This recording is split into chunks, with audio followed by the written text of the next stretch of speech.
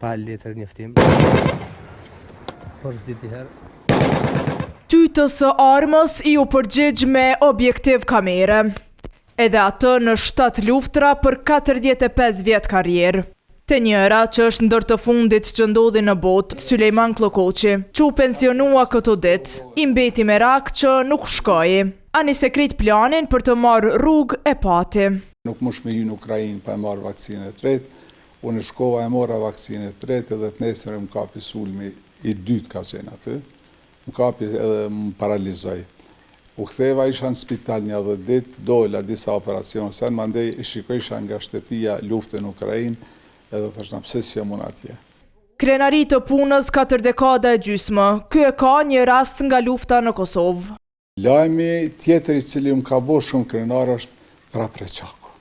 Se mas Reçakut edhe bombardimi i NATO-s, ato fotografi e mia i vërtetoj Vokeri. Kujton që rrezikun e pati gjithmonë pranë, por nuk u kursye për asnjë moment. Bile shpesh ishte edhe shënjestër. Shumë herë, me kom thonë për situatës, nuk muj me dalë, se plumat po fluturojnë, isha në siklet gjitha seneve, por prap se prap i lumëtën që ke arrit me dalë edhe për aty një. Edhe duke e ditur këtë, ky ju përgjigj shpejt kolegëve të Associated Press ku punoi 28 vjetët e fundit, në rastet që u thirr me urgjencë. Në 2 natës më kanë thirrë anëtëres, s'po më kujtojt, autobusi kur vdiqen këta të Macedonisë, komplet u djegën dikun afër Bullgarisë. Edhe unë për 2 orë gjysmë kom qenë atje. Krejt karrierën e tij, për çka ju ndan jo pak mirënjohje, ky thot se do ta bënte po njësoj. Unë e vuj tash momental, po ndoshta më kalon pse si jam dikun.